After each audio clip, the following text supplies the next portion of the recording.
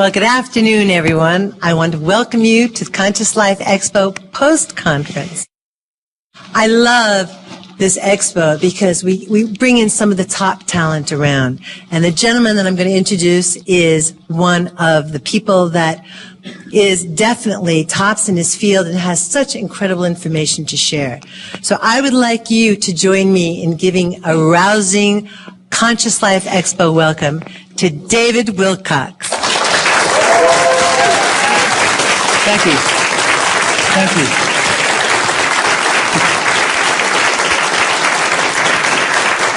Thank you. Appreciate that. You know, 2012 is about a new birth, and now that I have my own umbilical cord, we have a great symbolic reference for that. So this is going to be a bridge where we're going to start with the 2012 Enigma material that I didn't get to finish yesterday because literally we had the line for that room wrapped around 2 halls in this hotel. It was enormous. How we got all those people into that room, for those of you who remember, I don't know how it worked, but it was a divine miracle in and of itself that we actually got the people in. So, this is about what the government is like for most people right now. We've gotten into this illusion that the government is our benevolent father figure and protector, and more recently now it's feeling as if, what's the surprise is not what we're expecting. So many people are awakening to cosmic consciousness and higher concepts of metaphysics and spirituality. And this is going to be a true masterclass in what's really going on. So 3 years ago, I was at this conference, and I met Billy Blake, who should be here, but he's not here yet. He's going to be running around with a handheld camera. And we decided to do a film together. The film is called Convergence, as many of you, or probably all of you know. So that film deals with the idea that the underlying fabric of this universe is consciousness, which is what all the old mystics and all the old religious traditions have been saying for thousands of years. Now, what I offer is a much more elaborate and intricate spin on the notion of a consciousness field than you've probably ever seen anywhere else. Of course, it goes without saying that for those of you who haven't seen this, when they haven't seen it before, there's a gasp in the audience, but you all are well initiated. Edgar Cayce and myself, there's obviously a facial similarity there. This is my brother and Casey's first guy, Dr. Ketchum, who got him out there in the world. My father, after a Metallica concert, that's why he's sneering. And the Squire, Edgar Cayce's father. My father would only shop at the Squire shop, and everybody called Cayce's father the Squire. This is my best friend Jude and Edwin Blumenthal from the Cayce tradition, one of his principal investors. Jude and I did marvelous music together in high school, at least we thought so at the time. And this is my friend from college, Christopher, and his corresponding reincarnation, Morton Blumenthal. This is my good friend from college, Angelica, and this is Edgar's wife, Gertrude. These are like the only people I'm still in contact with from high school and college. I mean, you have to understand, these are not just random people from my life. These are like some of my closest associates and friends. And then when you find out that they're the same people as in Edgar's circle, it's very, very surprising. Okay, so as we went through yesterday, are there great secrets being held? This was something a lot of people didn't catch on the way they did the reflection on the poster for the Da Vinci Code. And of course, what is the eye in the triangle on top of the pyramid? Is there a message that's being given that we're not fully getting access to? Gore's inconvenient truth, sure, that looks like smoke, not. That looks like a galaxy. And here's the Milky Way from the top down. There's our sun, so you can see this is about where we are. So we're not all the way out at the edge, we're kind of in the middle. But doesn't this look sort of like crosshairs to sort of point towards the galactic center and suggest that there's some sort of galactic alignment that's going on here? So later in this talk, you're going to hear about interplanetary climate change, which is how this movement into a new area of energy in our galaxy is in fact actually causing all the planets in the solar system to experience changes just like the ones we see on Earth. So this is far from an isolated phenomenon. There's also these new physics discoveries that keep leaking out, and they always relate to sacred geometry. The idea in this case of the dodecahedron, which is 12 pentagonal faces that kind of looks like a soccer ball if you make it into a sphere. They actually found out, these scientists discovered that the background radiation from when the universe was first created has arranged itself into this odd geometric pattern. And that's been proven. So then the question is, okay, what is the force that would cause that type of geometry to emerge in the formation of the universe? As we're going into the 2012 subject, of course, crop circles have been on everybody's mind. This was the formation that came down a couple of years ago, which started out in an unfinished way. You notice that all of these blocks are completely solid, and this area is solid as well. Well, the circle makers, whoever they are, came back. And when they came back, this is what we got. Now you have time markings and symbols from the Mayan calendar, okay? And the alignment of these winged discs in terms of what markers they're pointing to, which corresponds to the Mayan system and the Aztec system, gave you an exact time reference of the length of time between when this was created and 2012, the end of the Mayan calendar. So this is a self-referential 2012 diagram given to us by whoever is behind the circle phenomenon.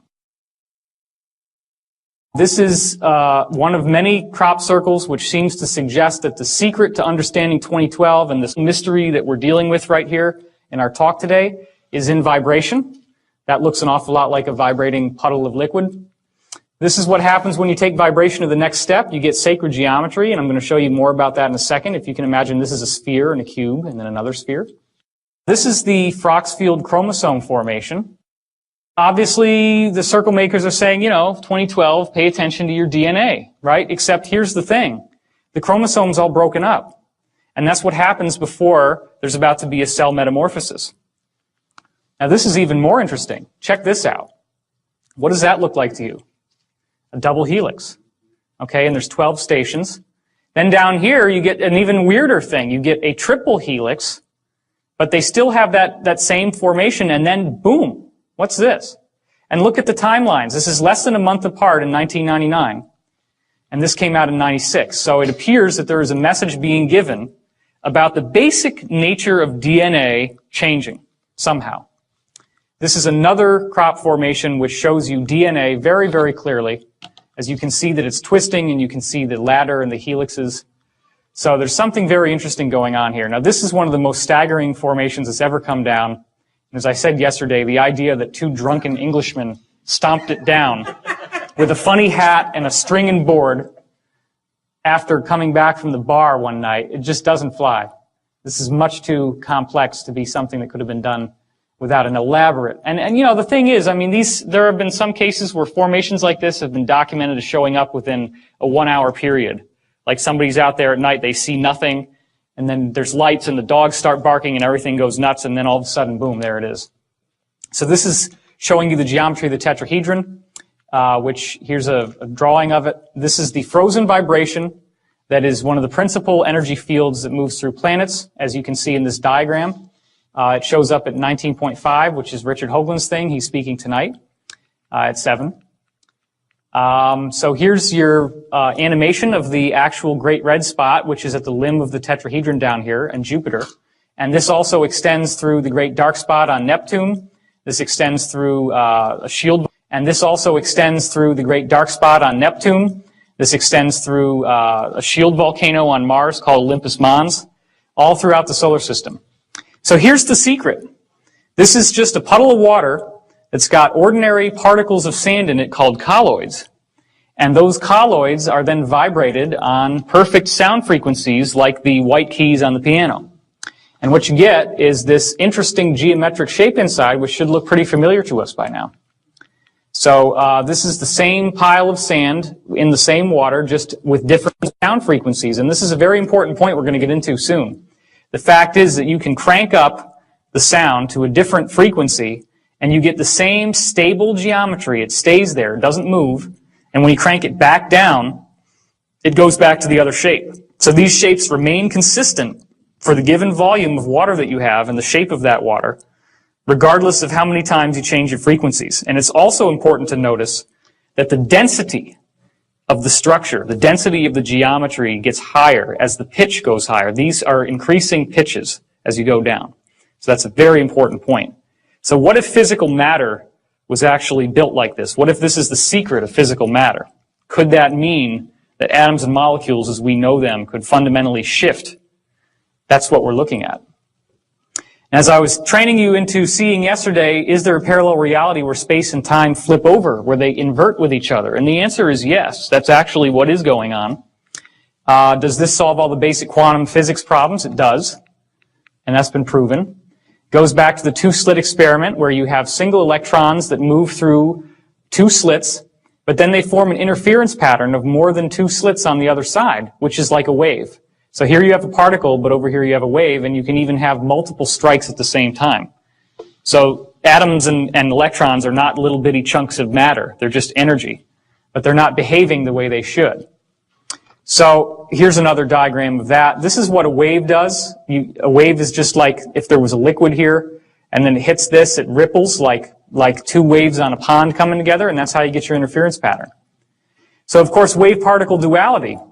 What we're discussing now is the idea that a particle is here in space-time. That's where it's fixed in time but can move around in space. But in the inverted world, it's spread out in time. So it's still the same thing. It's just that it's now flipped over into another domain. And in that other domain, it spaces out in time, and thus you get this kind of waveform that's created from it. Well, this would all be just kind of an interesting intellectual study until you start looking at larger objects. Now check this out. This is a little thing called a buckyball or a fullerene. It's carbon molecules, 60 of them put together. Obviously, this is a solid piece of matter. In fact, they're used to store items inside of them. They can be used for like disaster cleanups, like oil spills eventually. If they could manufacture enough of them, that kind of thing would be great for that. Well, Zellinger in 1999 took these carbon-60 molecules and shot them at a 100 nanometer diffraction grating, which is a little slit like we showed you before, and he got an interference pattern, which is like a wave. So do you realize what that means? The buckyballs were rolling inside out somehow. They hit that wall, and they turned over. Like, have you ever had one of those little balloons where you squeeze it in your hand and it goes whoosh? Is everybody with me? That's what seems to be happening with physical matter, and I've heard that from black ops people as well. This is performed in Austria. So this little guy popped into all these waves when he hit the wall because he flipped inside out. Now, what's really interesting about the geometry that we're already showing you, like the geometry at the formation of the universe, is that they also can do this. But they do this in a very interesting way. When these geometries flip inside out, this is the opposite that they form. So when you have the dodecahedron, it forms the icosahedron. The tetrahedron flips into another tetrahedron upside down, and then the octahedron flips over into a cube, and it goes back and forth between those two. Now here's what's another very fascinating point. We've just seen how the fullerene can burst into a wave. Well, guess what? DNA is almost the same width. Now just chew on that for a second if you haven't already seen this talk. I mean, DNA is supposed to be a molecule. In fact, the amount of DNA in one cell of your body, if you spaced it out, is 5 feet long. It's 5 feet tall. So there's a lot of DNA in there, but if DNA can turn into a wave, then that opens the door to all these quantum non-locality principles. All of a sudden that stuff becomes real. It becomes true. Well, we already have plenty of experimental evidence, and I'm just going to show you one of them right for now. This is Kuznachiev, a Russian scientist who passed a diseased cell culture through a shield here, which when it was glass, there was no effect. Of course, the other culture was just healthy tissue. But then when he passed through quartz, the quartz allowed the disease to be transmitted to the healthy cells here. So you have disease to healthy. Well, a virus, again, is a little tiny thing. Most viruses are shaped like geometry. I don't know if you remember that. A virus can turn into a wave. Okay? So there are some people who believe, for example, that AIDS is synthetic and that you can actually activate the dormant virus with a wave. It is important to remember that your consciousness has more power than any wave that could ever be beamed at you. So if you ever start worrying about electromagnetic mind control or all these silly things that people get focused on, that's something that you don't need to worry about. Also, has anybody here done healing? Has anybody here? Okay, wow, that's more than half. Have you ever noticed how if you're with somebody and you're really empathizing with somebody who's sick, that you start feeling some of the same thing that they've got? There was a case where I had a woman, they were doing a Reiki session on her, and I was in the room, and I started to have this outrageous pain in my big toe. It turns out that she had a gangrenous foot, That exact spot on my toe that hurt was where the pain was the most strong for her. So this is real stuff. But the thing is, when you get these energetic beamings, unlike this helpless little cell culture, your consciousness has a huge effect on what's going to happen to you. And those little health problems, they don't last very long, right? I mean, usually if you ever do healing work on somebody, just as a tip, go and wash your hands from the elbows down, because that will get rid of this transmitted energy. Okay, it's a very effective means of doing that. So Dewey Larson, the physicist, revealed that time is in fact a three-dimensional domain. And this is where we're getting into the idea of what's over there on the other side when you flip over a particle and it turns into a wave.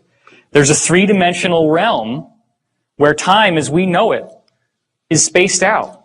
Now, okay, not everybody's following me on this, but we're going to go into how this works, so just stay with me.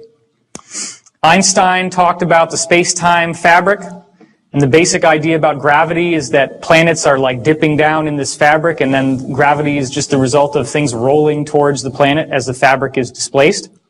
Well, think about it. If this were true, and all the planets are sitting on top of this fabric, that means that only the fabric and what's above it represents the realm that we live in. But then you got this whole place on the bottom. And where is that? And how do we get there?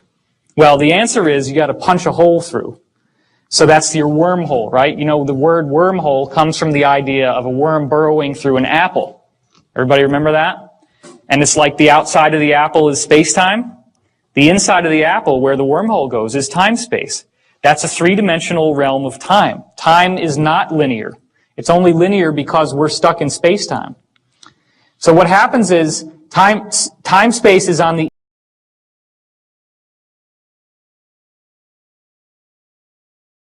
whole system can invert so that space-time is now on the inside and time-space is on the outside. So here's the basics of it again. 3 dimensions of space and 1 dimension of time. You can move around in space, but you're fixed in time. It's moving forward like a river. When you go into time-space, what we would think of as time is now 3-dimensional, and what we would think of as space is now 1-dimensional. You actually move around in 3 dimensions of time. This is where we're having dreams. This is where we're having astral experiences. That's why a psychic in a particular place can actually look forward and backward in time in that location, because they're viewing through time-space. That's what your psychic function is. The distance you travel in time-space is actually time travel over here. Now that sounds really far out, but the bottom line is all the things that I'm telling you have been verified by multiple black ops witnesses. They've been verified by experimental, secret projects, and a lot of actual evidence that's in the public domain that we just don't normally understand what it is or why it's there.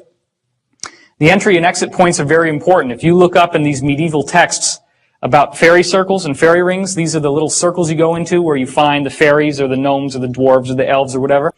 Well, you don't just find them anywhere. You have to go into these circles, and you can only enter them at certain times because it has to have to do with a planetary alignment. You see, the Earth has naturally occurring natural stargates on them. And I know that some of you might not believe this, but there is so much evidence, and we're going to go through some of that. There are natural stargates, and you actually can time travel. So there's a very important reason why the ancients were building things like Stonehenge and the pyramids. This is not just to entertain themselves and to build a tomb for the dead pharaoh. Okay, it's much more than that. So I read this book when I was 7 years old. And in the book, we have descriptions of experiments in ESP between Harold Sherman, the author, and Sir Hubert Watkins, who was an Antarctic explorer. They documented some fantastic telepathy experiments. In one case, Sherman is sitting there in his room in L.A., and he's tuning into Watkins, and he gets this pain in his head, and it hurts a lot. And so he writes down, okay, pain in the head.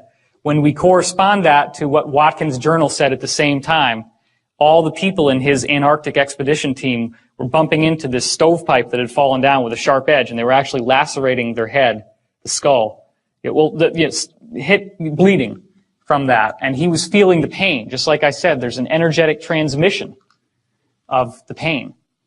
Well, after Watkins died, the telepathy continued because they were so much in affinity with each other that he could recognize Watkins when he spoke. So Watkins is describing in some of these readings, I guess you could call them, what it took for him to get into Sherman's mind. And he said there was a nested set of spheres that he had to go through. And he had to find a channel to the center to get to the message to Sherman, which was not easy. That's why they call it channeling. Because, and I didn't go into this last time, but what really appears to be happening here is everybody knows about the system of chakras, the esoteric system of chakras. The chakras are actually different levels of your soul and different levels of where your thought processes and consciousness processes are happening. So as you go through these Kundalini meditations, the idea is that you're supposed to raise the Kundalini serpent. I was shown in multiple readings that the actual process of raising that Kundalini is collapsing the chakras together into this set of nested spheres. Because when you do that, you focus everything into the one spot in your brain that we're going to go to here. So this is bringing all your chakras together and then finding that channel so that the entity that's trying to reach you or your higher self can get to the center, because the center is where all the action happens. Why is that? Well, the center of your brain has a small gland in it called the pineal gland, which, as you can see here, it was called pineal because it's shaped like a pine cone. This is the exact geometric center of your brain. It's right here. And this, as we're going to see, is very important in ancient cultures. The Sumerians gave it a description, which you can see here, the little acorns on the top of this staff that he had. And there's also a little jobber up here. And what we found out from Dan Burish is that these can be reversed. The cylinder seals can be flipped over. And when you start doing that, you see some very interesting things, like the eye in the triangle and another eye in the triangle right here. So the Sumerians were hiding information. They were encrypting information in these seals. So this is the one we were just looking at. Here's your little pineal gland and the other one up there. Well, look at this. Now, if you've seen Stargate SG-1, the first episodes, you remember the Goa'uld, the villains in Stargate? You remember how they had these helmets that went around their head that looked like a snake? That's the helmet. That's the Anunnaki. They were human-like people, but they wore these weird helmets in order to appear like gods to the primitive Sumerians they came to. And this is how they encoded the secret of what they really looked like inside this image right here. It only works when you put a mirror image on it. But then you also see he's holding all these pineal gland staffs, and he's got this seal over his head, and more symbols here. But it gets a lot more direct as we go on, and you're going to start wondering to yourself, why in the world are all these cultures focusing on the pine cone? This is Osiris, the lord of the underworld in Egyptian mythology. This is his staff, which, as we now know, this is the raising Kundalini, the serpent, but it also represents DNA. And there on the top, as the Kundalini rises, what are they looking at? They're looking at the pine cone. That's the junction point where all this energy comes together. Now, King Tut has this Kundalini serpent actually going through his head. That's a symbol that they gave that the pineal is fully activated, that your chakras have now all turned into that nested set of spheres, and that access from the higher realms is moving directly through your head. They believed he had that. Whether he did or not, we don't know. Here's the Babylonian god Tammuz. And as you can see, he's holding a pine cone. So once again, he's a very powerful god from that tradition, and you're seeing the same type of symbolism coming through. Then you go over into Hinduism, the goddess Shiva, the goddess of destruction, the breaking down of the old to purify the way for the new. What does her head look like? What does that hair look like? It's another pineal gland. And you've also got the redundancy with the symbol of the third eye, and you've got the serpent wrapped around her head. The same iconography once again. And it's so powerful in the Hindu tradition that even now it's common practice to wear a symbol of the third eye on your forehead if you're a woman, and they all have these various bindis, as they're called, that they can order and wear. This is, as we go more into more recent gods, the god of drunkenness and revelry, Bacchus. You can see he has the goat-shaped ears here, they're kind of demonic almost looking, and he also has the cloven feet. But then look at this. What's that? There it is again, huh? There's that pine cone. So once again, why do you think alcohol, hard liquor, is called spirits? Think about that for a minute. Because it opens the door to these influences. And the ancient people knew that. That's why they were called spirits. You've ever seen people who get like completely possessed when they're drunk and they just seem different? They seem a lot more negative. Well, negative entities in some cases seem to be able to grab hold through the pineal gland. And so they knew about all this. They knew that drunkenness and revelry opened up the pineal. That's why he's got it on the top of his staff. Dionysus, who is the usher through the underworld, the usher through death and rebirth, he's also got the pineal gland, the pine cone on his staff. So there's the same message yet again. And here's another image of Dionysus with a bigger pine cone. Well, let's not leave out Buddhism. Check that out, right? Same exact thing once again, the hair. That's another symbol of the pineal gland. And even the fact that it looks like a pine cone with these the way that they braided their hair. I mean, all this was done deliberately to honor the pine cone. So then there's a quote from the Bible, the light of the body is the eye. If therefore your eye be single, your whole body shall be full of light. That's Matthew 6:22. Well, that's pretty weird, huh? Guess how the mainstream Bible scholars interpret this passage I told you yesterday for those who were here. They say, well, you just have to be single-mindedly focused on God the Father as your salvation. That's why it's one eye. You just want to kind of look at him. This is a single eye, and it makes your whole body full of light. Well, the Bible says God is light, so this is what's going on. It's your hyperdimensional gateway. The third eye, yeah. But surely we say, even though maybe a Bible passage could be interpreted a certain way, it might not mean anything, probably doesn't mean anything. Surely the Vatican wouldn't follow something like this. That'd be silly. There's never any public acknowledgement of it, or do they? Well, check this out. This is the Vatican Square, and this is a gigantic statue of a pine cone. It's the largest statue in the Vatican, anywhere outside, except for this little ball over here, which we're going to look at closer in just a second. Notice the peacocks, which have a very kind of Egyptian feeling to them, like the ibis, right? The Egyptian ibis is a very similar type of bird. And what's this all about? What's that look like to you? Aha, that's an open sarcophagus, just like in the King's Chamber or the Great Pyramid. What does the open sarcophagus symbolize in the Great Pyramid? No more death. The transition into spiritual life, okay? So, this all has to do with, I'm going to start walking a little bit. This all has to do with the knowledge of the higher forces, sacred geometry. All this stuff focuses on the pineal gland, the pine cone. Now, what do they call this actual part of the Vatican? They call it the Court of the Pine Cone. Okay? How weird is that? But I want to take a look at that little ball, so let's go in closer on it. There it is. That's huge. That's huge. And what's all this? This is like Greek columns, and then you get your saints on the top of the columns here. And here you have, I guess that's called the basilica over there. But you've got this gigantic ball, much bigger than anything else, and it's mirror polished. Well, that again is a symbol of divinity and the Creator.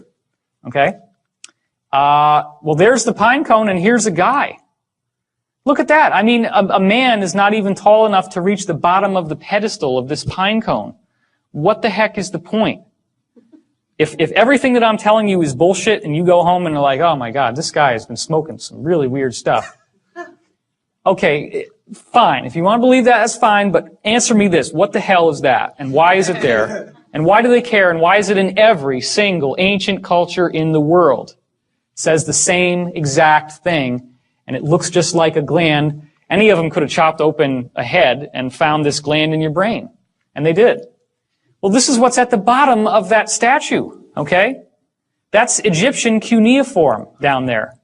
And the lion, like the Sphinx. This is the Vatican. Is anybody getting a does not compute on this? You got the ibises around the top of the thing, okay? You got this weird mirror ball on the outside of the courtyard. You got this open sarcophagus, like in the Great Pyramid. Do you think maybe that they have a little bit more of an affinity with Egypt than we've been giving them credit for? Do you think that maybe the ancient Templars who designed the cathedrals used the same sacred geometry in the Great Pyramid in order to make those cathedrals so that they would function as consciousness resonators and amplifiers, using the domed ceiling, using the stained glass windows that have sacred geometry mandalas in them, and using the Gregorian chant, which has the tones of sacred music that then activate your consciousness? This is what's going on. That's the other side. You can see once again the same thing. You have this lion who's there.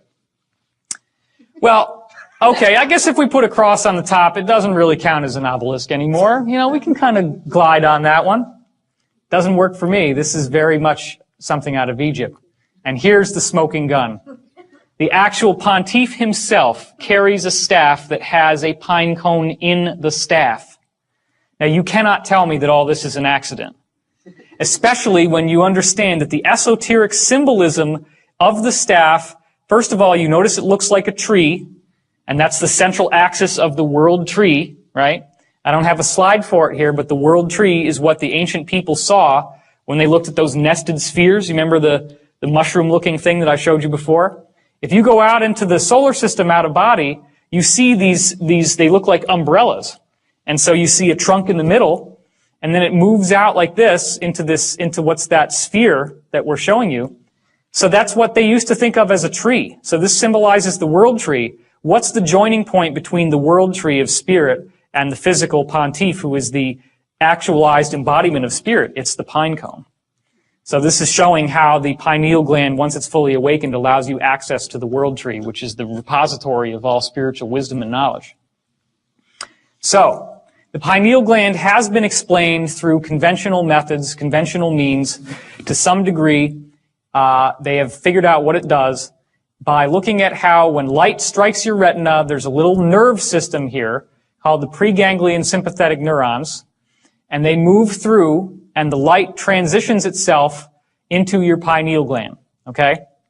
When the light goes off, it signals electromagnetically to the pineal gland that it's time to go to sleep, which then secretes melatonin into your cerebrospinal fluid, which activates the whole brain's sleep mechanism, the whole nervous system, okay? So the pineal gland is very much associated with going to sleep. Well, that makes sense because when you go into a mystical state of consciousness, typically you have to go into a very meditative, very zoned out, very relaxed Zen type of consciousness. That's not an accident. So again, if therefore your eye be single, your whole body shall be full of light. So when you cut off the light on the outside, the light opens up on the inside. That's the melatonin mechanism.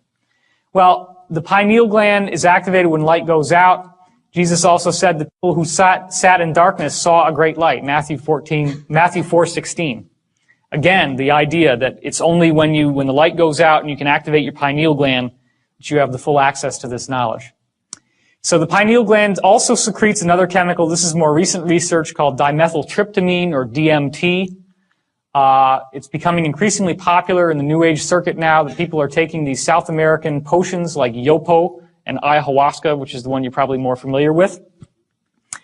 The actual dictionary definition of what DMT does is that it includes profound time dilation, time travel. This is when you're accessing the time field, right? Time is three-dimensional. It's no longer linear. You can shift time. Journeys to paranormal realms. That's like those fairy circles, the gnome circles, right?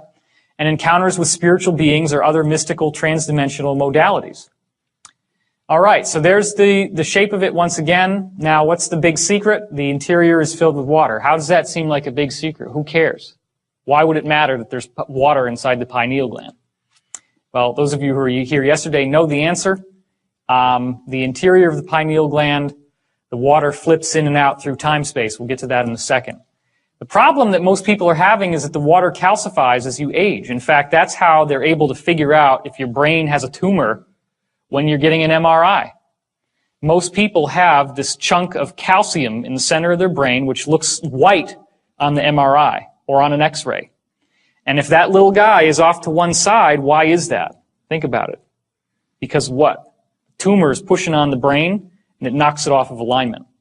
So our pineal gland is actually supposed to be used for transdimensional access, but instead what's happening is that we're calcifying it by our diet, by the use of fluoride in our toothpaste, fluoride in our water, by drinking too much soda, carbonated beverages, too much refined fats, refined sugars, refined flours, white flour. Anything in moderation is okay. I'm not saying you got to go on a totally Spartan crazy diet.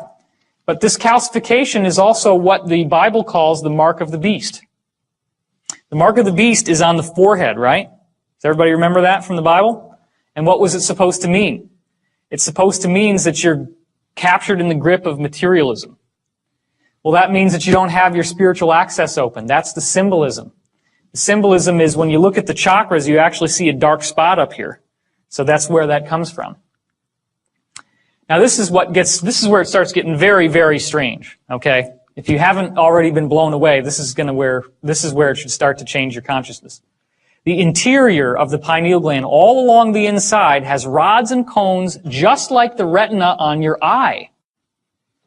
Do you think that maybe when they called it a third eye, that they knew what they were talking about? Do you think that an eye must have a cornea and a lens and all this vitreous fluid in it like we have? The fluid is there. But you just got the retina. So there's something that appears to be happening inside. It's like there's a little television in here. And you can actually get audio out of it, and you can get video out of it, and that video feed is being picked up by the rods and cones, and that's your imagination. That's the mind's eye. You actually have a retina. Have you noticed that when you visualize something strongly enough, that you really do see it? You can close your eyes, but you're still seeing things. This is where it's coming from. Now, some of it obviously can happen in the mind. I'm not saying that everything that you think is showing up inside this little gland here. But what I am saying is that a lot of your contact with the other side, when you're traveling through time or when you're having a dream, the interface between your dreaming body, the silver cord, as it's called, the silver cord is anchored right here. That's where it comes from. That's why when people have an out-of-body experience, they hear a loud cracking noise, and then they fly out of body. The crack comes from right in here, as it's called. The silver cord is anchored right here. That's where it comes from. That's why when people have an out-of-body experience, they hear a loud cracking noise, and then they fly out of body. The crack comes from right in here. So, the answer to why this works is that there is an electromagnetic shield that is created when the light goes out. It may be stimulated by the release of the DMT, but these two little arteries here, they don't look like much, but it's a known fact that the pineal gland has more blood flow per cubic volume than any other gland in the body. This gland has the most high amount of concentration of energy from your body of anything else. And that's because it's our gateway. So if you can start to imagine the idea that there's this complex electromagnetic shield that starts forming like this, and you see all these weird rotations happening around it, and they're all going in these different directions, what that actually, and it becomes so fast, it's like, if you move it fast enough, which I'm not really capable of doing, it would just start to be all red.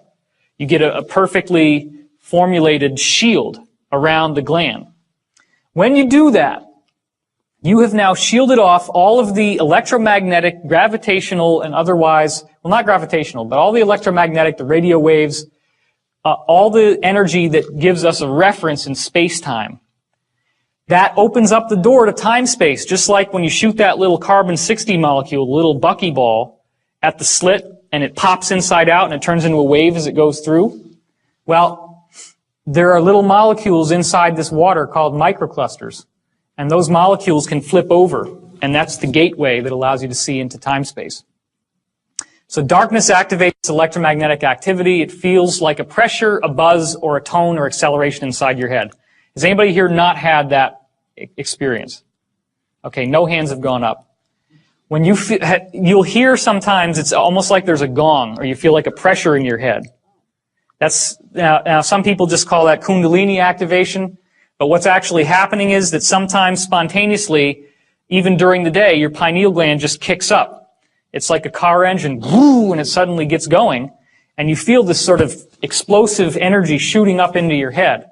This is actually this mechanism, this machinery of electromagnetic charge, zooming around, doing all these different things to shield off the water inside to give you access. So if that ever happens, if you get that tone in your ears, just try to tune into the meditative state and get really clear and figure out what's the message of that moment. A lot of times it'll be that whatever happened right before you get the tone is something really important for your spiritual evolution. So you want also seem like an excruciating headache? It can. Headaches can happen, but that's when there's a blockage. That's when there's something in yourself that's not allowing this to fully open. And that, at that level, deals with not being able to see yourself as a sacred being. Seeing yourself as unholy, seeing yourself as impure. So it really does boil down to self-acceptance. When you're fully aware and self-accepting, you can fully open your pineal gland. And it requires a great deal of work, which is what we're getting into later in this talk. So the water becomes your conduit to time-space, the parallel reality, and then your interior retina in your third eye, because you actually do have three, records the visual images. That's what all the ancient cultures painted the bindi on their forehead for. DMT seems to accelerate the activity. LSD and other psychedelics force the pineal to release DMT. It's potentially dangerous, so I'm not recommending you go out and start tripping because your pineal can get stuck on even when you're awake. And that's the actual nature of schizophrenia, delusions, and waking hallucinations.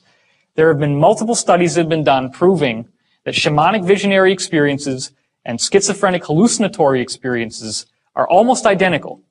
What the ancient shamans have happen to them is just about the same as what happens to schizos. It's just that the schizo is cracked. The walnut is cracked, as I call it, or the acorn, or the pine cone, right? If you have some of that electrical activity that doesn't know when to shut off, which could be also the melatonin, right? When the melatonin kicks out, it's telling you to go to sleep. That's what starts to fire up this engine. It's only when the DMT kicks out a little bit that the engine goes into full steam. But that's usually only after you fall asleep. But as you start to fall asleep, the melatonin starts to rev up the engine. Well, a schizophrenic doesn't get enough sleep. That's one of the things that every study has shown about schizophrenia. They are insomniacs.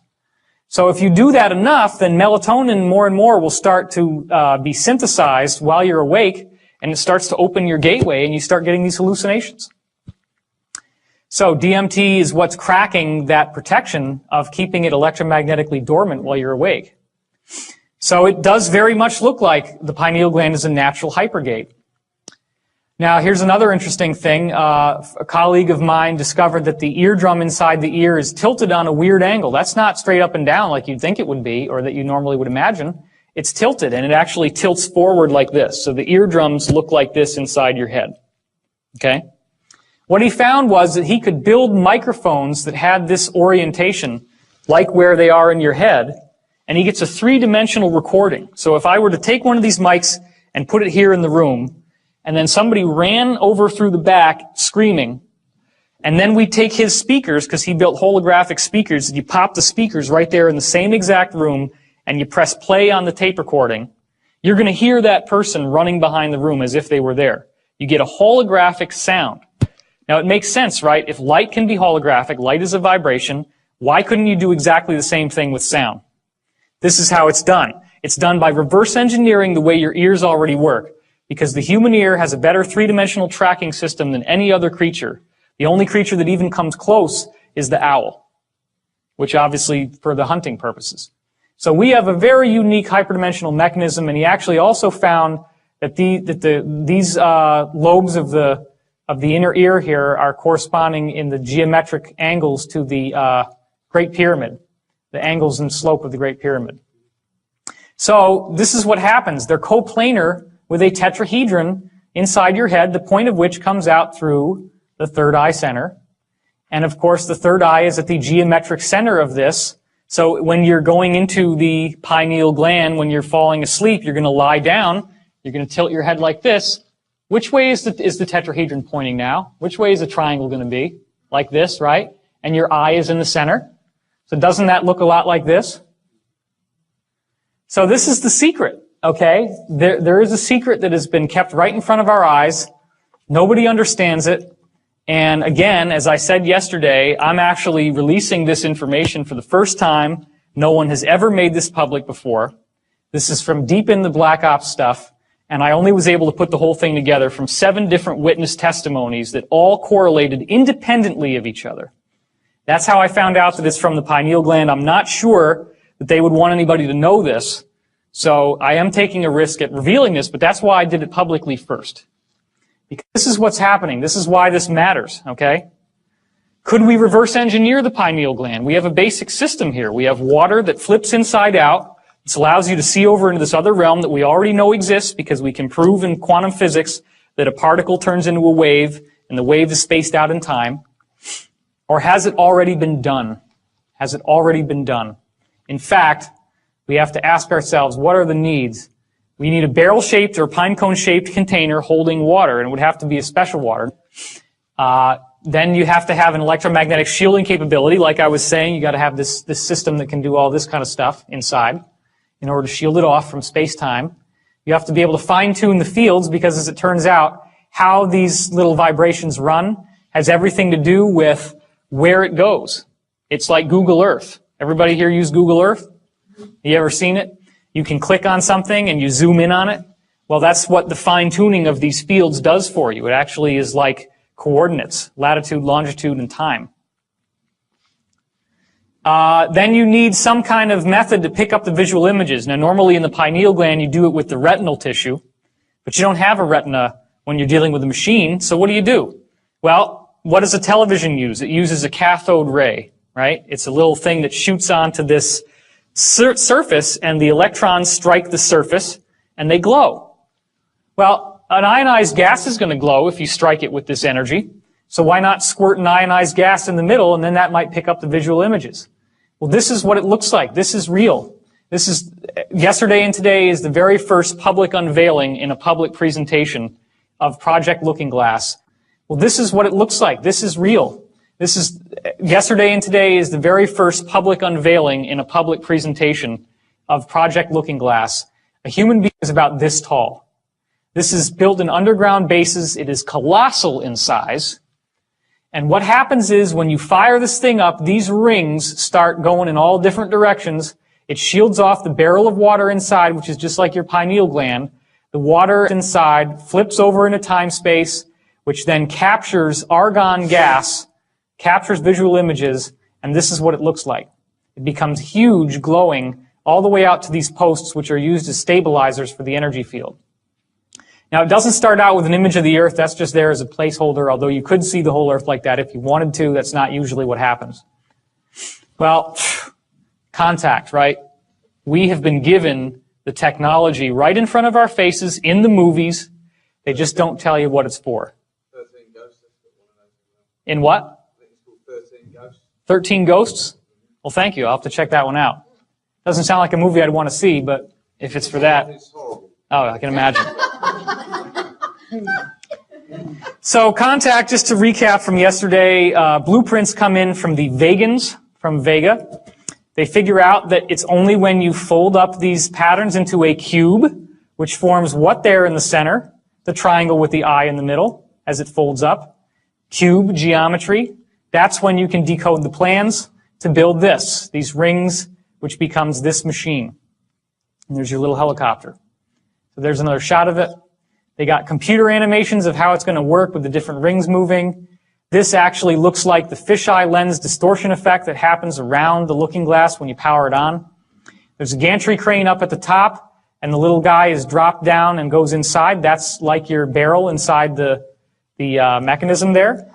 And this is where all the action happens. This is where the Stargate opens, the wormhole into the higher realms. In this frame, we're seeing how the whole thing collapsed and fell apart. So, of course, you want to take a ride. You know, the new the new formation of the one after the old one breaks. And here we're seeing the new one. Once again, you get a very clear view, and there's your little eye with the rays coming off it, just like the all-seeing eye on the dollar.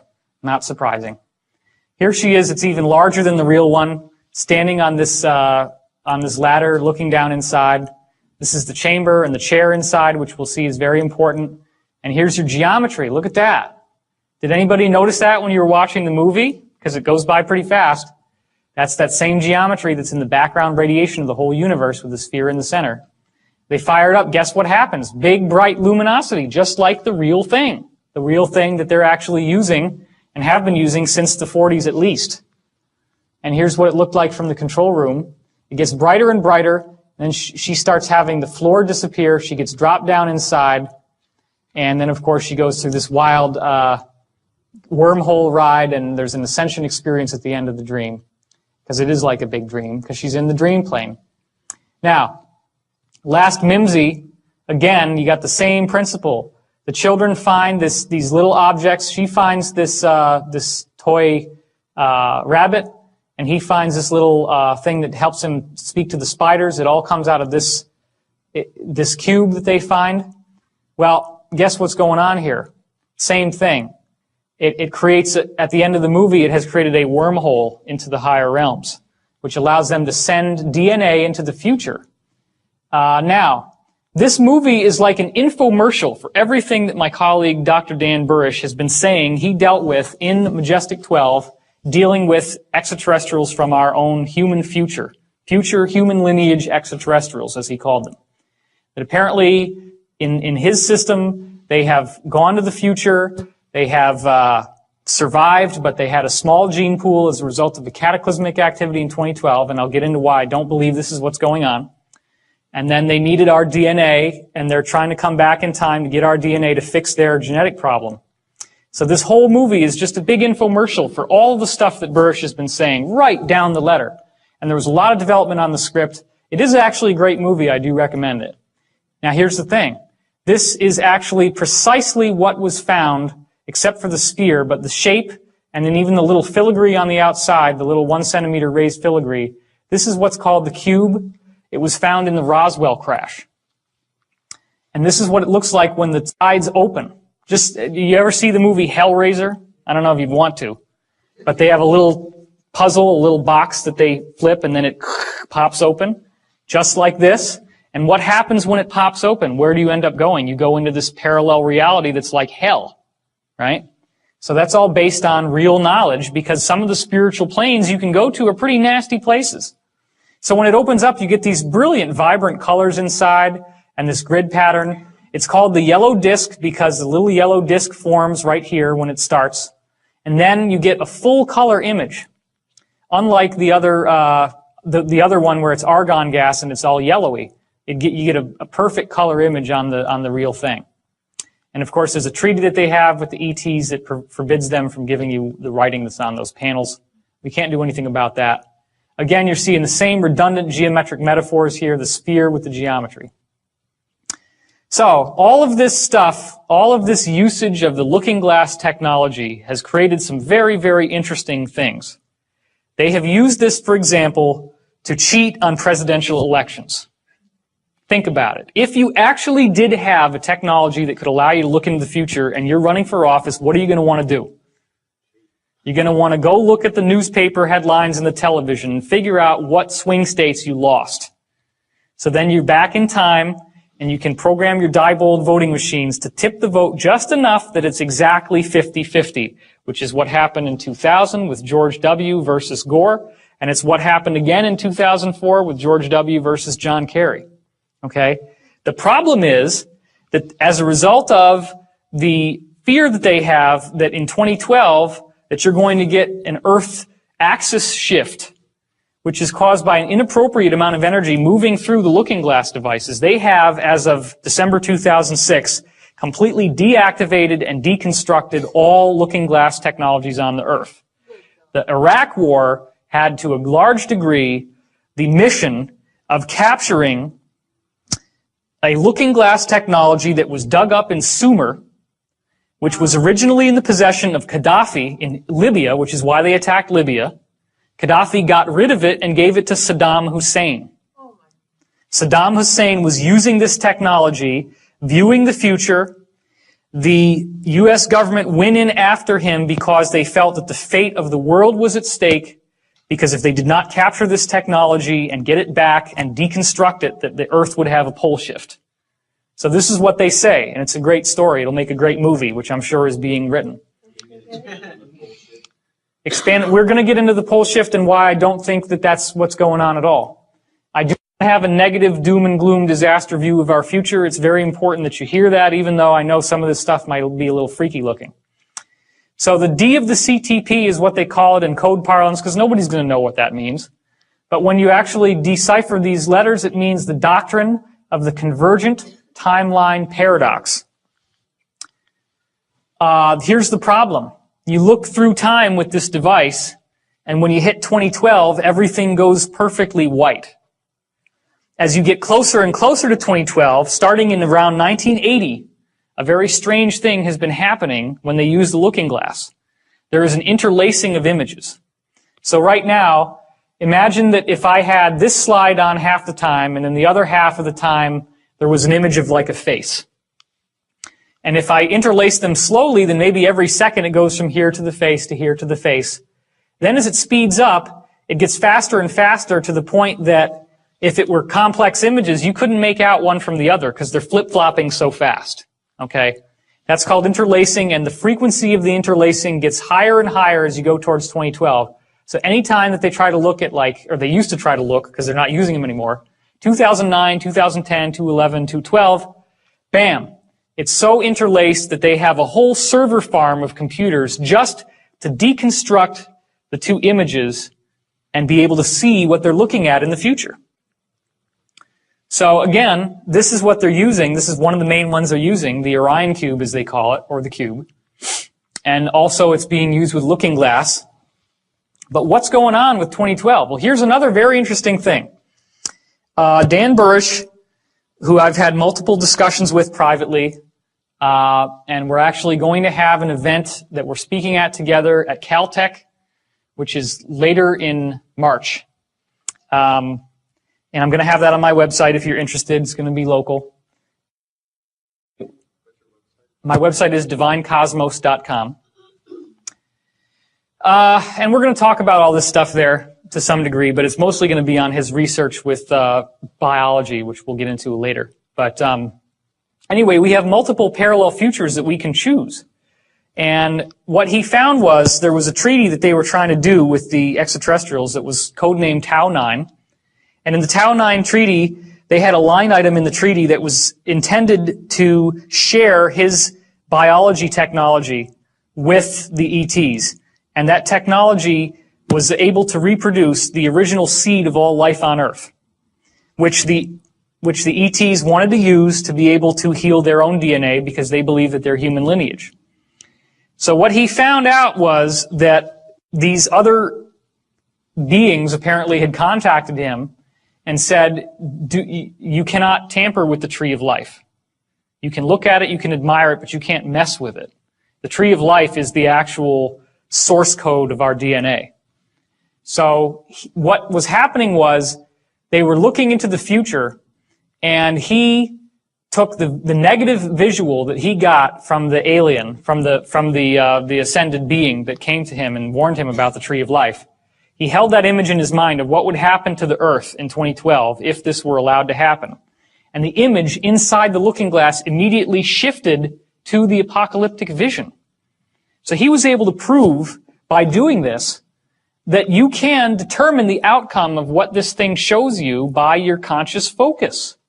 So 2012 literally does represent create your own reality time.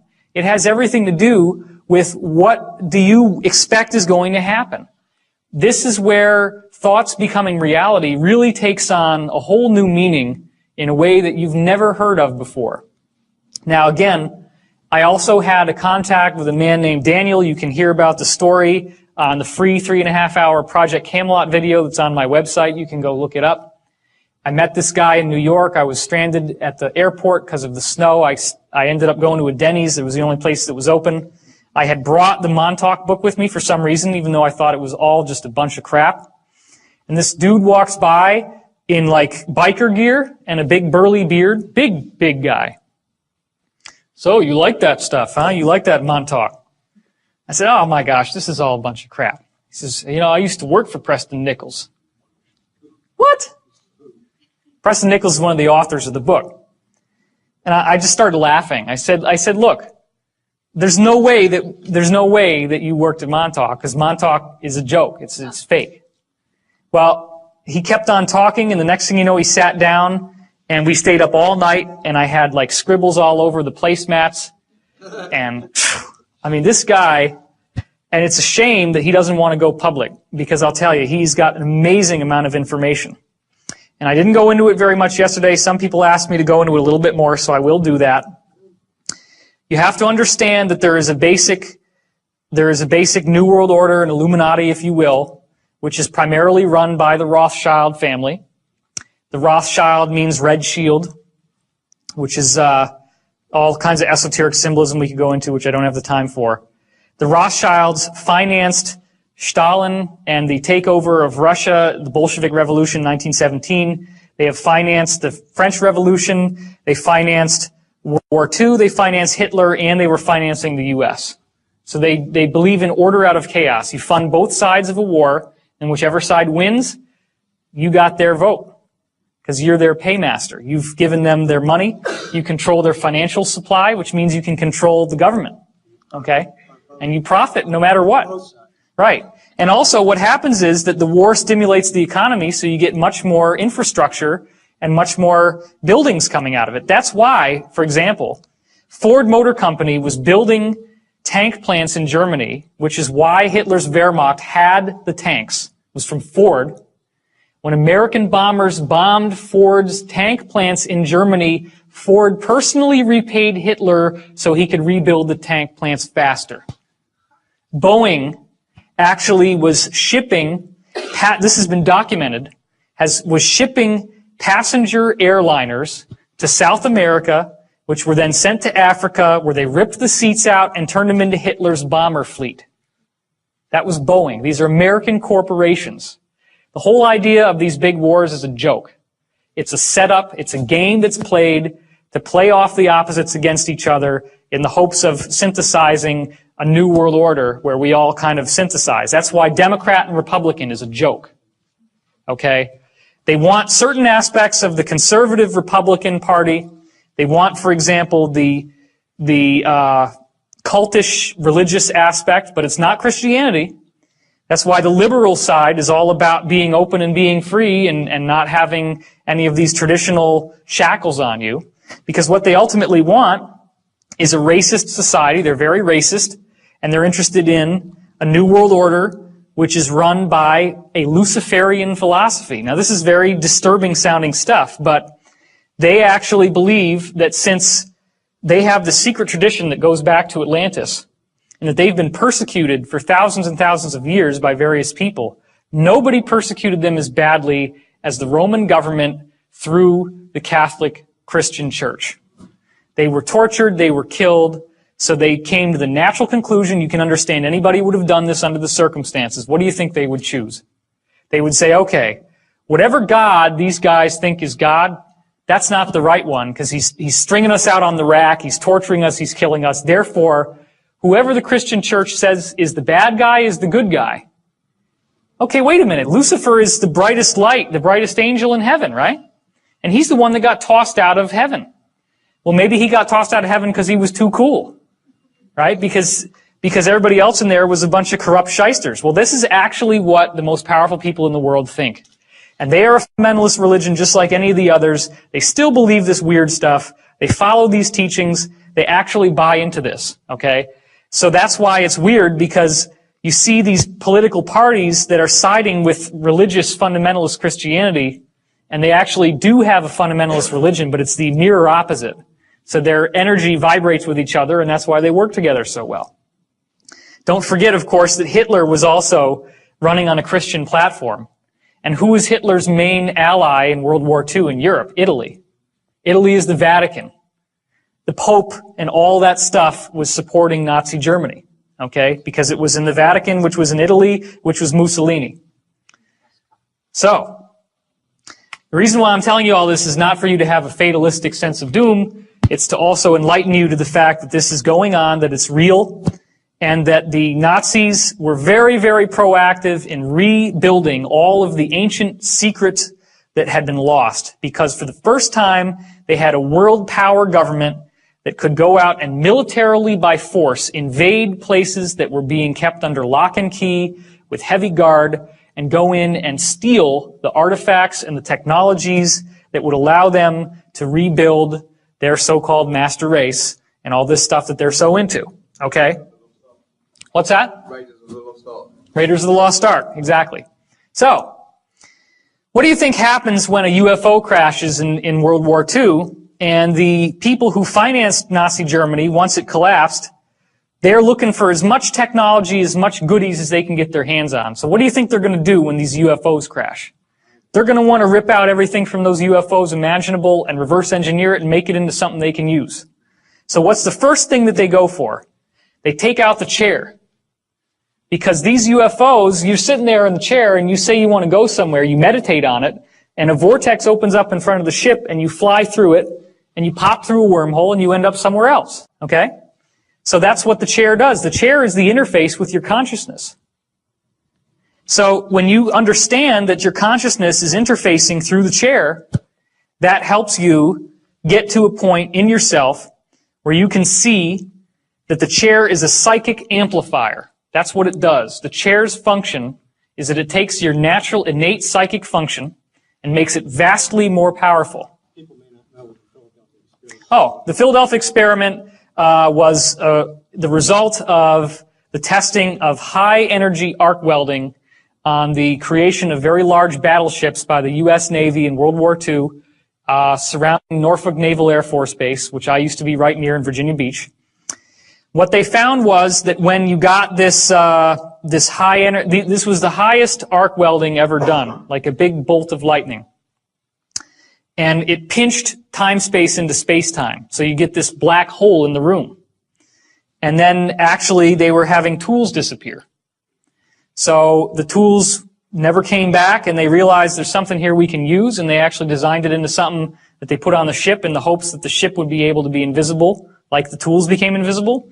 What they didn't realize is that they were going to jump from one place to another, and it had a devastating effect on the crew. Anyway, I don't want to spend all of our time just going through this old material, so we're going to get back to the chair. We're going to get back to the point that they could actually create a wormhole with the chair, with the psychics exercising their consciousness in the chair. They had help from, apparently, ETs from Sirius in designing the chair. And the chair allowed them to send people through time. There were multiple wavelengths that the chair cranked out on graph paper. Okay? Some of those wavelengths were corresponding to a natural 20-year harmonic in the Earth's vibration. And that 20-year harmonic, as it turns out, if people were moving through time, which is one of the things they found they could do, is send people through time, this wave would tell you exactly where you were in time, depending on where up and down it was. So what they found that was so bizarre was that at December 21st, 2012, they could calculate it down to the day, that's how precise this was, that for some reason all the graphs, all the waves would go into a complete flat line. They no longer moved up and down like before. They went flat for like 7 or 8 seconds. So then they're asking the guys that went through these stargates and were traveling into the future, what happened to you? Every single time that somebody tried to hit 2012, they said the same thing. There was this thing they called the bump. It actually hits you like a bump. You actually feel like you've slammed into something. And as soon as it slams into you, you have the most incredible religious experience you can imagine. Cosmic consciousness. Your consciousness just blasts into this wonderful place where you have awareness of no space, no time. All knowledge is available to you. Ecstatic God consciousness. You could be the galaxy. You could be a subatomic particle. You can go everywhere, do everything, and there's no sense of it ever ending. So when it finally stops, you just can't even believe that you're back to who you were before. Like what happened to Jodie Foster? Exactly what happens to Jodie Foster in Contact. So, Is that the moment of no time then? that's the zero time, yeah. And Daniel doesn't agree with me on this, but I believe that 2012 is our zero time reference. By the way, Daniel did say that the stargates are real, that there is one main stargate per planet, that they dug them up from ancient Atlantean technology. They actually buried it under the ice in Antarctica because they were concerned that something would come through that could damage human life.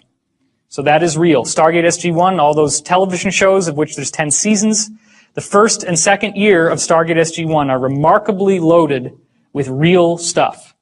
And there's even an episode of Stargate called Wormhole Extreme, and you remember that one? Where they're making a fake television show about a real Stargate program. It's like this inside tongue-in-cheek joke. And everybody watching the show kind of knows, okay, they're telling us something here. There's something real behind all this stuff. Well, it's true. Why do they do that? Okay, that's a very good point. The reason why they do that is that you hide the truth out in the open.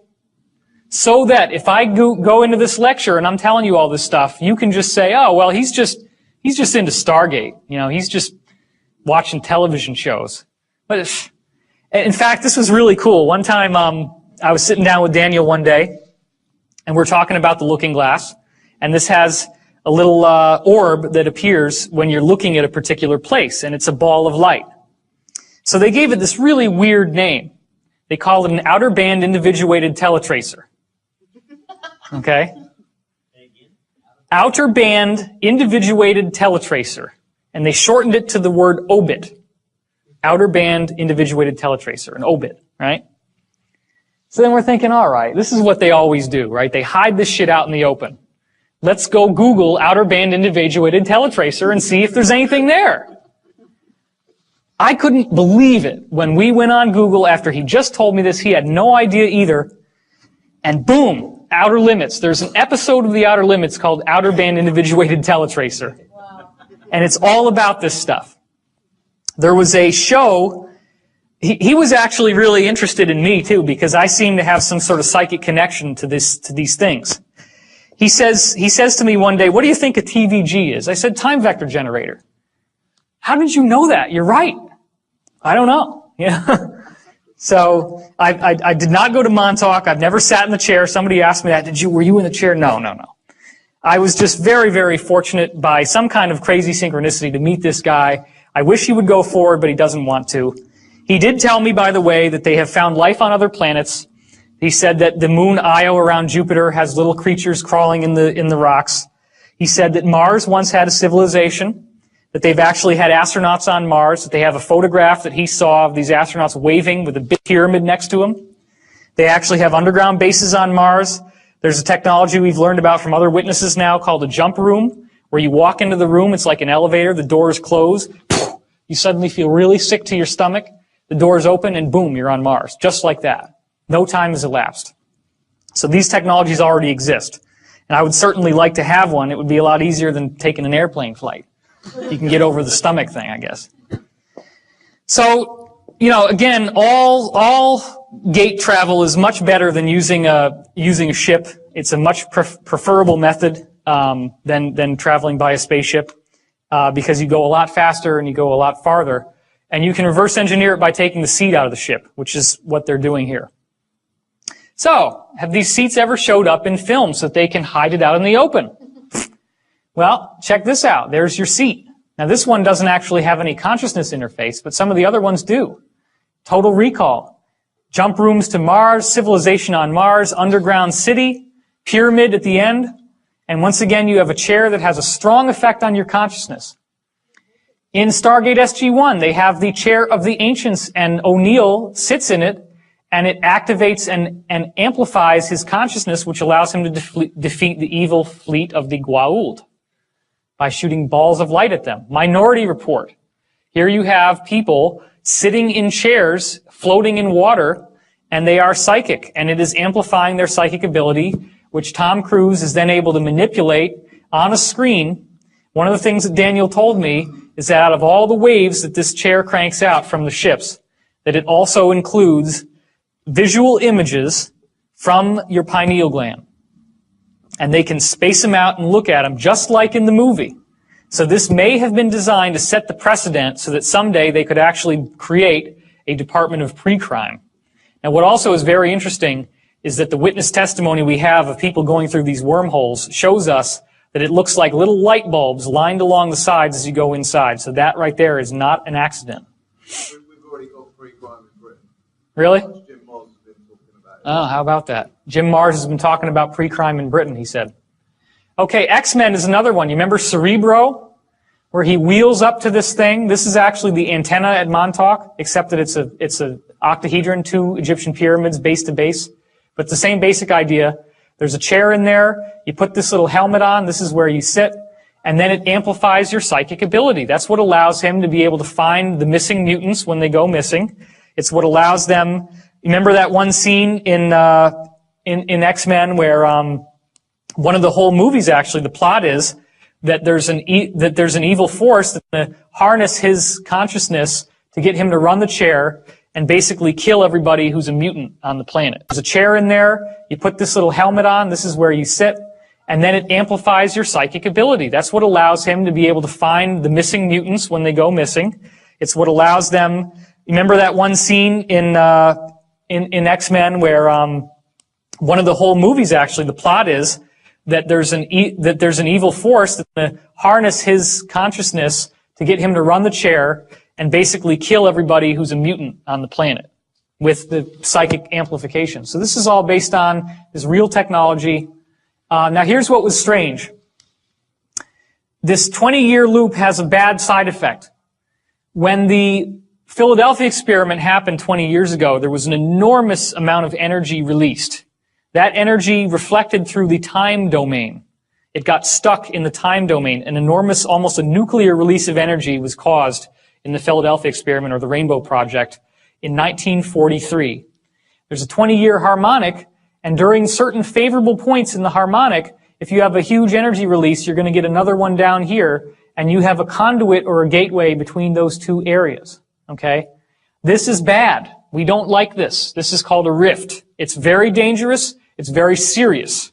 1943 created a rift 40 years later with 1983, I guess somewhere around here. And 1983 was when a creature got through, August 13th, 1983, and trashed the entire base. And destroyed the Montauk base, destroyed the chair. It just so happens that Daniel called in sick and wasn't at work that day. So he didn't get mind wiped, so they didn't erase the memories out of his mind. So he remembers everything that he learned and everything that happened when he was working on this base. Somebody has a question. I just heard it in my head. What kind of creature? The creature was based on the movie Forbidden Planet, which was the monster from the id.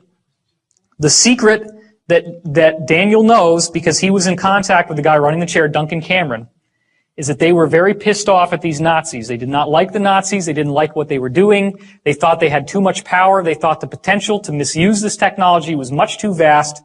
And they said, we need to figure out how to stop this thing from going on. They created the monster with their own thought. The official view is that it's a rift and that some interdimensional monster came through. The reality is they took advantage of the 20-year harmonic, which they knew would have that energy, and they used it to create that monster to kill the program, and it worked. So that's the truth. What's that? They would be the, what you would call in the Stargate SG-1, the Tok'ra, the inside people who are not going along with their bosses, but they're rebelling, the white hats, so to speak. So, hold on real quick, I'm losing track of everyone. So Daniel is the burly guy you met and knocked out for Dan Burrish. Daniel is the burly guy that I met. He named himself after Daniel in the Stargate series, Daniel Jackson. Is he okay? Are you sure he's okay? I'm sure that he's okay now. He's in seclusion. I haven't even seen him in 2 years. He usually lives out in the middle of nowhere. He doesn't like a lot of human contact because he's been psychically trained. He was measured as a P7. He had a special psychic gift called a conduit, which allowed him to feel other people's emotions and thoughts very, very strongly. And as a conduit, he was able to take, like in, everybody see the movie Powder? He could do just that. In fact, it's possible, because he was the only person they ever found that could do that, it's possible the movie Powder was written about him. I don't know that for a fact, but it's possible. He also has some really weird stories. He said that he was accosted by a gray extraterrestrial when he was in his remote location, and he shot it with a shotgun. And he said that they found out in these programs that the extraterrestrial physiology is like a vegetable and not like a body. So you can shoot them and they don't get hurt. This thing, and it just sort of kept walking. Very weird, huh? So yeah, and that's what's so strange is that when I was in high school, I wrote a story about a guy who shoots an extraterrestrial with a shotgun. And we started to find all these weird correspondences. The first time I took LSD, and I have done acid, I did 20 some odd trips. I had a very strange experience. As I was coming down the stairs, I was peeking. I was like, what in the world is happening to me? I had this feeling that if I did not create the floor under my feet with my mind, that I would fall through the floor. And so I'm walking very carefully like this, tripping, just, oh shit. It turns out that that's exactly what happened in the Rainbow Project Philadelphia experiment. It turns out that the people who could remember where they were before they went into this gray mist of zero time didn't get stuck in the hull of the ship. But the people who couldn't remember where the ship was and couldn't create the ship from memory, when they got through, they were stuck in the hull and died in many cases because you can't pull somebody out. So he said, he has some weird ideas, and, he thought that I was connected to the project somehow, like my soul is basically helping to relieve the karma of the planet through this thing that happened. And I guess this is part of what I have to do, is share this with you, because obviously there's a reason why I met this guy. And that's the funny thing, too, is you can tell that this is real because people ask me a question, and I pop out with something new, because I've had many, many hours of conversation with Daniel. No, I'm not gay. No, we're not homosexually involved. Somebody wrote that on the internet. It's like, forget it. I haven't even seen him in 2 years. We were just friends, that's all. Okay? Get over it.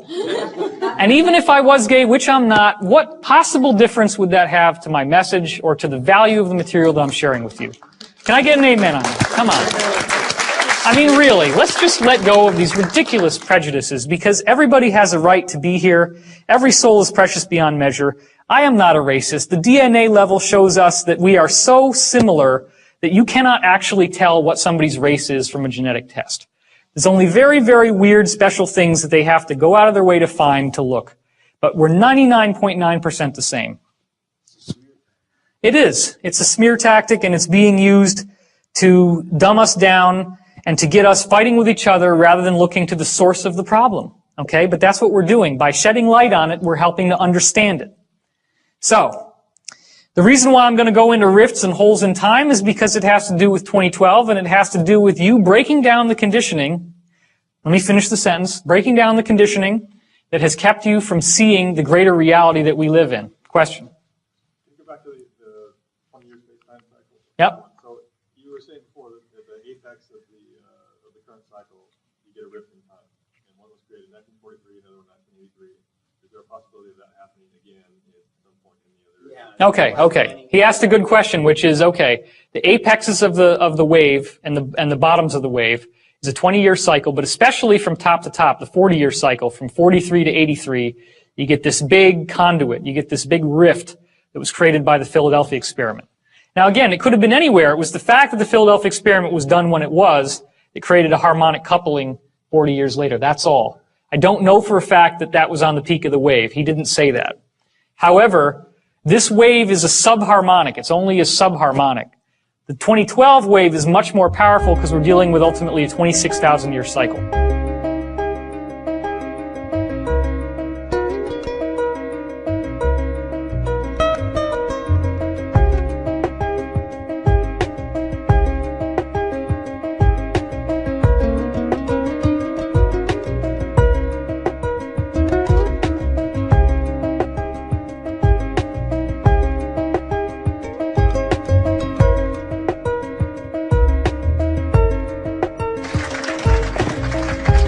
Just don't say anything, man. I don't even want to hear it, all right?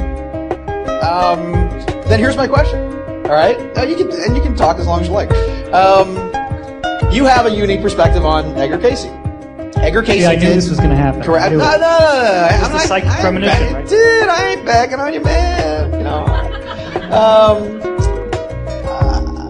Okay, so now you threw me off here. All right, so what was I talking about? Oh, yes, 2012. The idea here is that it's having a unique perspective on Edgar Casey. All right, Casey did, I think, and correct me if I'm wrong on this, he did a grand total of, I think, only 14 readings that actually dealt with the future, right? About 14 readings that did with the future, yes? Yes? And of those 14 readings, a lot of them were interrupted by his clients who were, who said, I don't want to know anything about that. Just tell me if my partner's a crook and things like that, right? Casey has been not only amazingly prescient about what's going on, and his predictions have come true in a way, but not in the cataclysmic nature that a lot of people have expected. For example, he said that in 1998 to 2000, that there would be a shifting of the poles, period, or the beginning of a new age. And it is interesting because there was a polar shift. Not many people know it. In 98 to 2000 or so, when the poles actually shifted, there's 3 magnetic north poles. And the pole actually shifted from one to another to another. If you're talking about Chandler's wobble, yeah. Yeah, Chandler's wobble, exactly, did happen.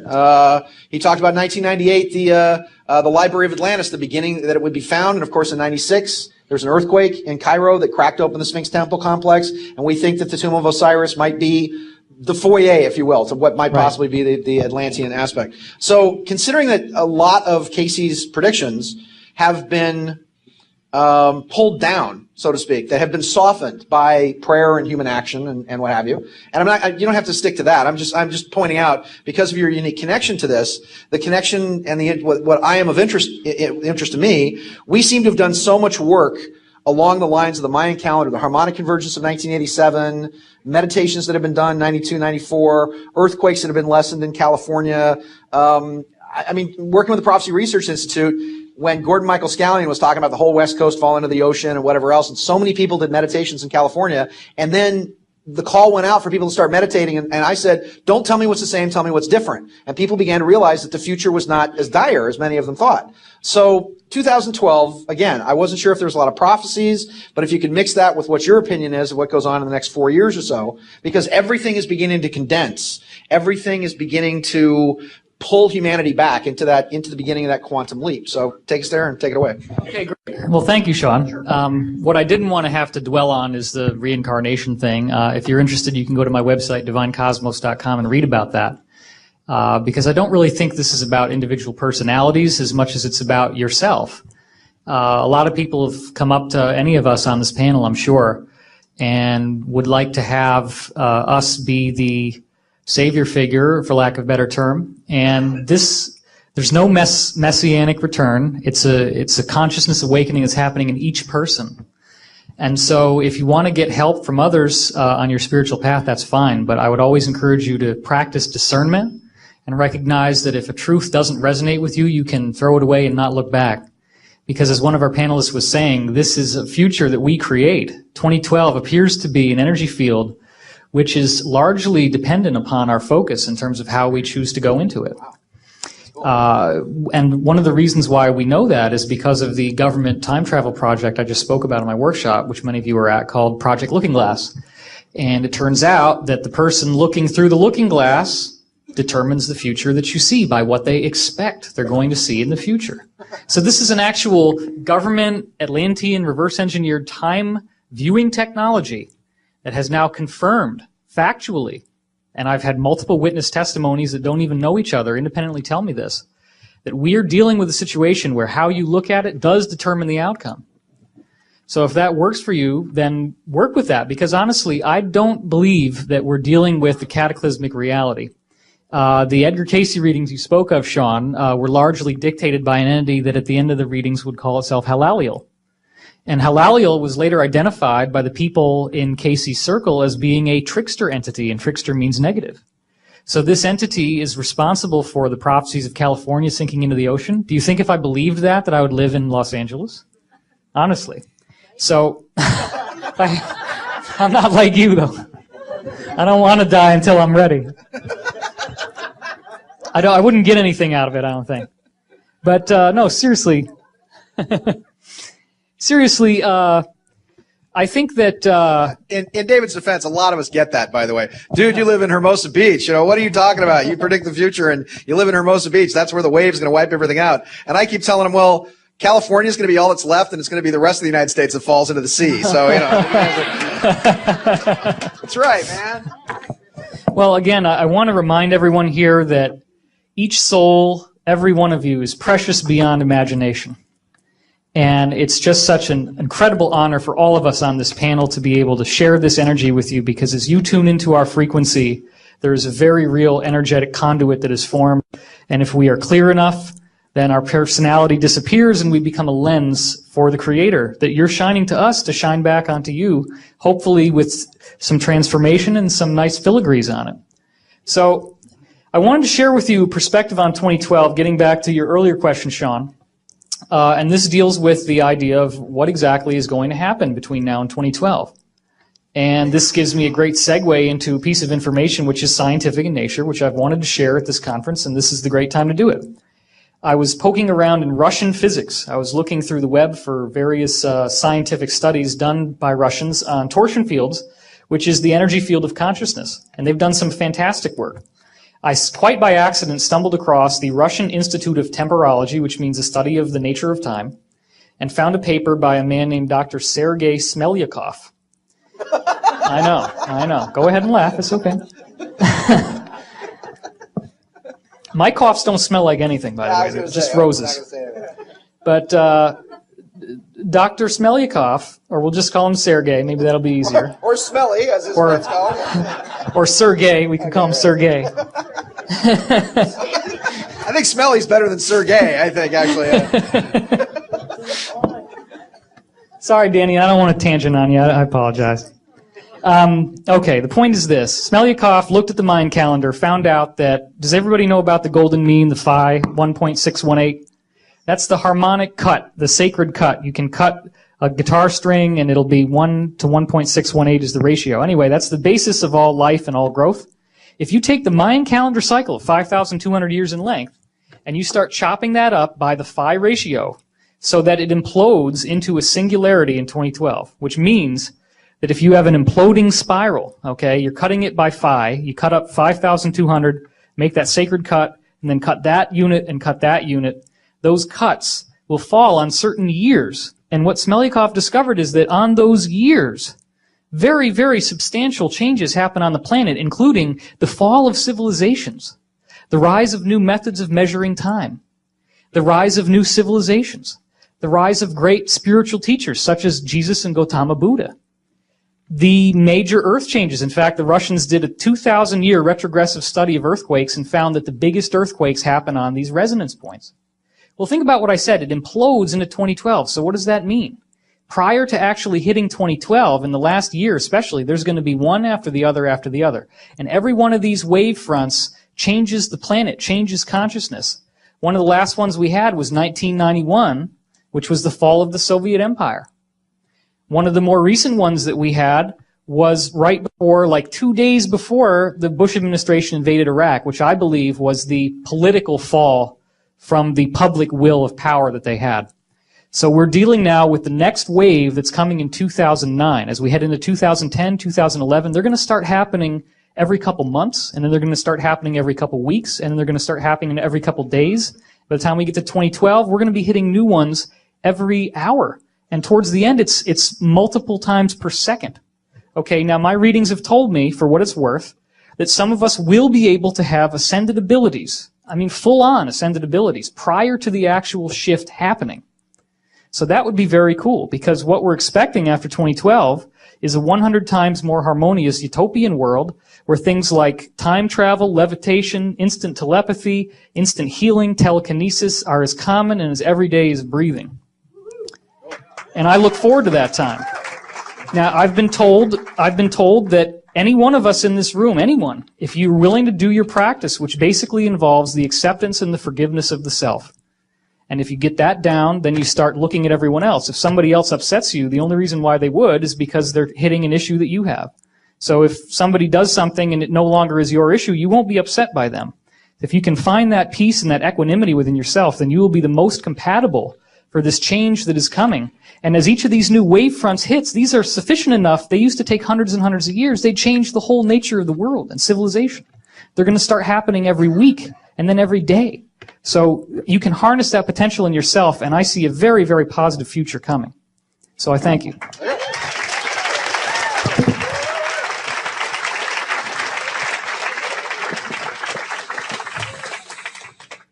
Forgive Bush.